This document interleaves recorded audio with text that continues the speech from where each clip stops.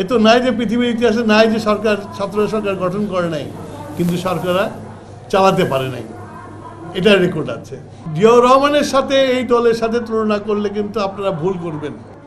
ভারতে আসামে একবার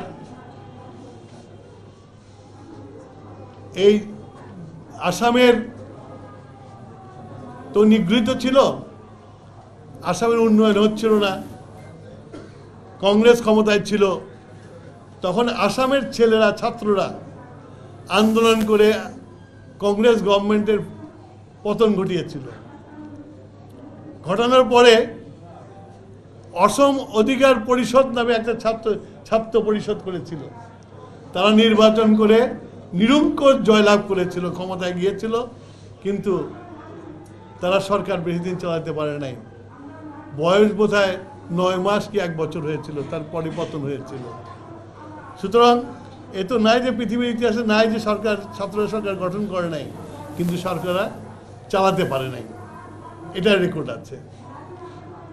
তো যা হোক, আমি শুধু এইটুকুই বলতে চাই, আপনারা রাজনৈতিক দল করেছেন, আপনারা এই কিংস পার্টি বললেই বলেন জিয়া রহমান কিংস পার্টি করেছিল। আমি গতকালকেও দেখলাম একজন লোক বলছে যে জিয়া রহমান তো কিংস পার্টি করেছিল, জিয়া রহমানের তো ম্যান্ডেট লাগে নাই। জিয়াউর রহমান ম্যান্ডেট লাগে না এই কথাটা বললে কিন্তু ভুল হবে।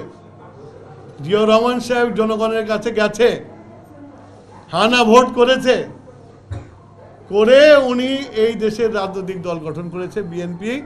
সেটার বেসিস ছিল বলেই আজকে বাংলাদেশের সবচেয়ে বৃহৎ দল, এবং যে দলের একটা কর্মীও নির্যাতনের মুখে ভয় পায় না, নির্যাতনের মুখে দল ছেড়ে অন্য কোথাও চলে যায় না, অন্য দলে জয় করে না।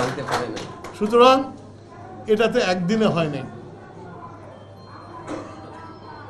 তো জিয়াউর রহমানের সাথে এই দলের সাথে তুলনা করলে কিন্তু আপনারা ভুল করবেন, তাহলে আপনারা নিজেরাও নতুন করে কোনো কিছু চিন্তা করা শিখবেন না। আপনারা জিয়া হয়ে যান নাই।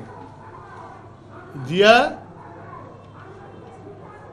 ওই যে আলিম কিছুক্ষণ আগে বলল যে যাদের কথা ছিল বাংলাদেশের মানুষকে আলো দেখাবে, যাদেরকে বাংলাদেশের মানুষ ভোট দিয়েছিল,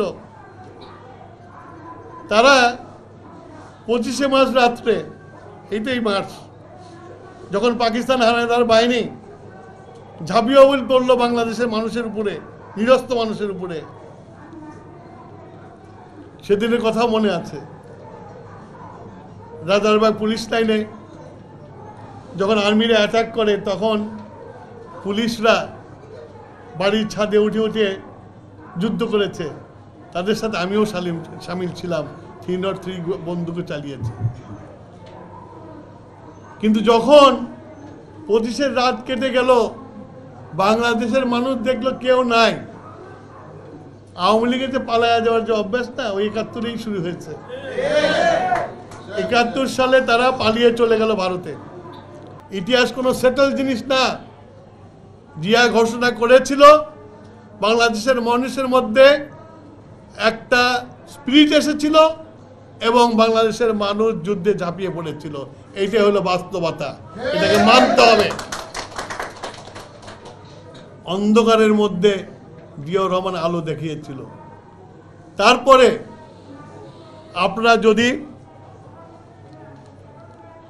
তখনকার স্বাধীন বাংলার বেতারের কথাগুলো শুনবেন তো, প্রতিটি অ্যাকশন হচ্ছে, সেই অ্যাকশনে জিয়াউর রহমান নেতৃত্ব দিচ্ছে। জিয়াউর রহমান এমনি এমনি মানুষের কাছে নন্দিত নেতা হন নাই। জিয়াউর রহমান এই 9 মাসে মানুষের মনের মধ্যে গেঁথে গেছিল যে এক জিয়া যুদ্ধে মাঠে, ঘোষণায়, সব জায়গায় আছে, যার ফলে জিয়াকে মানুষ চিনত। এবং যখন শেখ মুজিব মারা গেলেন, তখন মানুষের কাছে একমাত্র আলো ছিল জিয়াউর রহমান।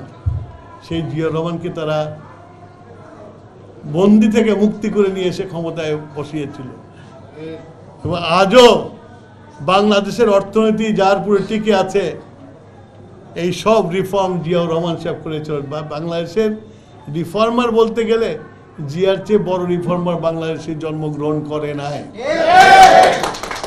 তার রিফর্ম করা গার্মেন্ট ইন্ডাস্ট্রি, তার রিফর্ম করা ম্যান পাওয়ার এক্সপোর্ট, তার রিফর্ম করা আজকে এই যে মহিলা বিষয়ক মন্ত্রণালয়। জিয়াউর রহমানই প্রথম বাংলাদেশে পুলিশে মহিলাদেরকে রিক্রুট করেছিলেন। জিয়াউর রহমানই মহিলাদের অধিকার, নারী অধিকার ব্যাপারে, আজকে নারী দিবস, এই কথাটা বলা খুব জরুরি। জিয়াউর রহমানই নারী অধিকার প্রতিষ্ঠা করার জন্য নারীদের জন্য একটা আলাদা মন্ত্রণালয় করেছে, যেটাকে বলে ওমেন্স অ্যাফেয়ার মিনিস্ট্রি। শিশু অধিকার এস্টাবলিশ করার জন্য শিশুদের জন্য একটা মন্ত্রণালয় করেছিল, শিশু মন্ত্রণালয়, নারী ও শিশু মন্ত্রণালয়, এবং শিশু একাডেমিও জিয়াউর রহমান সাহেব করেছিলেন। তো রিফর্ম কি? রিফর্ম তো জিয়াউর রহমান বললেই তো রিফর্ম হয়েছে, দেখা যায় কি রিফর্ম হয়। আর তার পাশে এখন আমাদের নেতা তারেক রহমান 31 দফা দিয়েছে। এরপরে তার রিফর্মের কোনো প্রয়োজন আছে মনে নাই। আজকে আমি খুব ব্যথিত। আমরা মুক্তিযুদ্ধ করেছি, আমাদের বাংলাদেশের, আমরা মুসলমান, কিন্তু বাংলাদেশের এই আবহমান কাল থেকে বাংলাদেশের মানুষ, আমাদের বাংলাদেশের মাটির যে সংস্কৃতি আছে, মুসলমান এবং বাংলাদেশের সংস্কৃতি মিলিয়েই হচ্ছে আমরা বাংলাদেশি। যার জন্য শহীদ প্রেসিডেন্ট জিয়াউর রহমান বাংলাদেশি জাতীয়তাবাদ দিয়ে বাংলাদেশের মানুষকে একটা পরিচয় দিয়েছিল সারা পৃথিবীর কাছে, যে কারা বাংলাদেশের মানুষ, কারা বাংলাদেশি। যেখানে হিন্দু, মুসলিম, খ্রিস্টান, বুদ্ধ, চাকমা, বাঙালি সবাই মিলে থাকবে, সেই দেশটার নাম হবে বাংলাদেশ।